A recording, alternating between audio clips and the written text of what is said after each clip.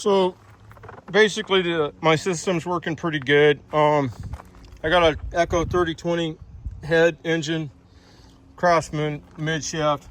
I like the big hoop because when you're coming back through to the truck, you can stick your hand through and hold there and disassemble while walking.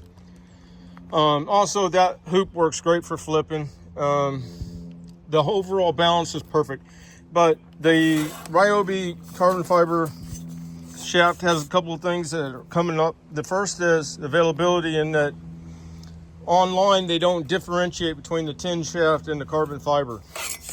Okay, so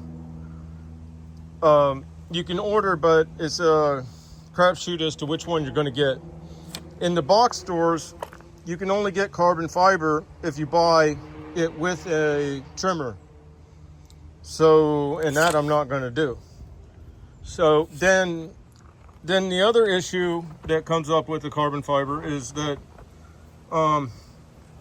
you see the hole on these attachment capable lower grade units like Craftsman, Ryobi, or whatever.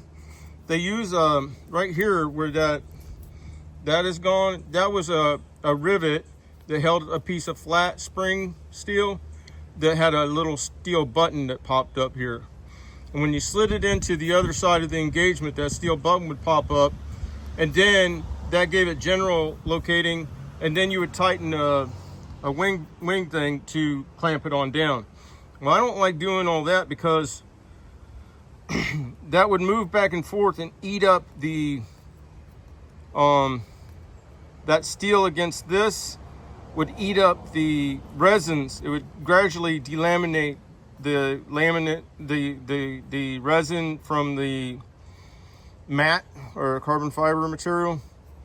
And so, and it wasn't indexing very well, and I couldn't get the clamp to work very well. Okay, so then I just went to where I was coupling it by sliding it together, and I was using some dowel pins, some wooden dowel pins, and that worked great, except for they would wear out, and then sometimes on a flip, if they weren't just perfect, they'd fall out and stuff.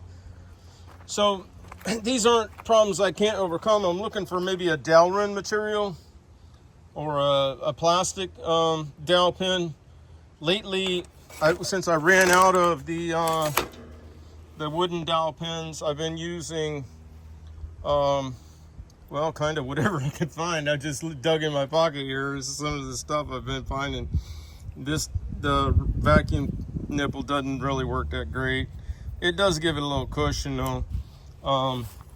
I had some barrel couplers, electrical couplers. That's what I just had, and I just must have put it in a different pocket here.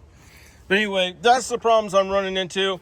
As far as weight, yeah, I can't. I'd love to get another one, you know.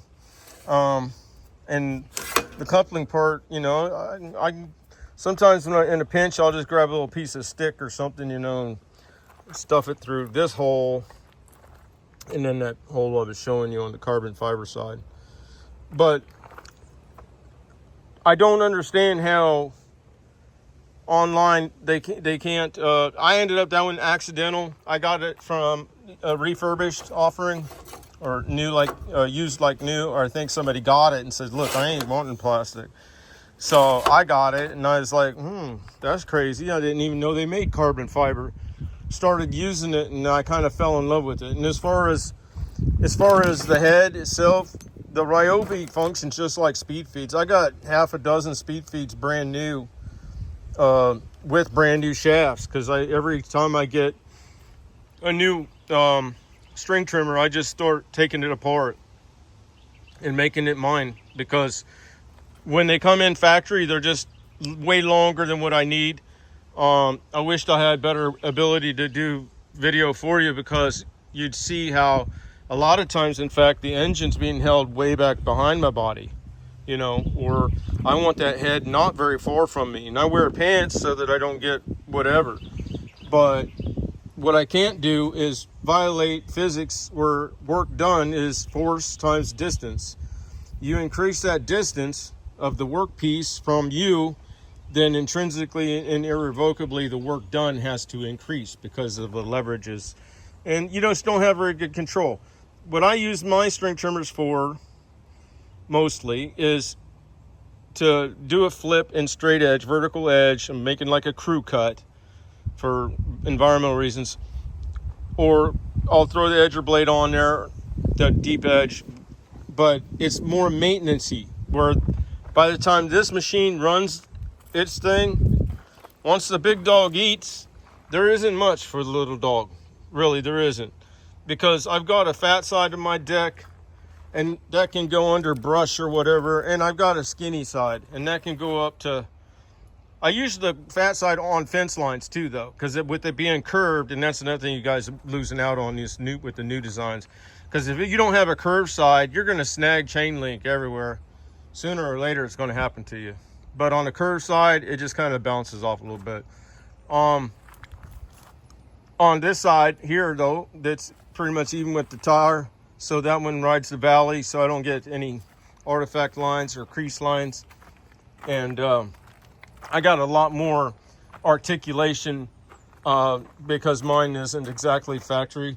And that means I can go up over ledges and things that other people don't even consider possible. And that takes out a lot of string trimming.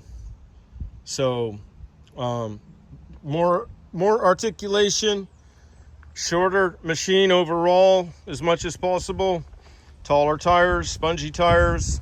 All these things work together to make it where there's a lot less string trimming, and that's where the very, very light and very well balanced string trimmer opens wide the possibility for solo guys to be doing in excess of 20 plus yards a day with very little effort.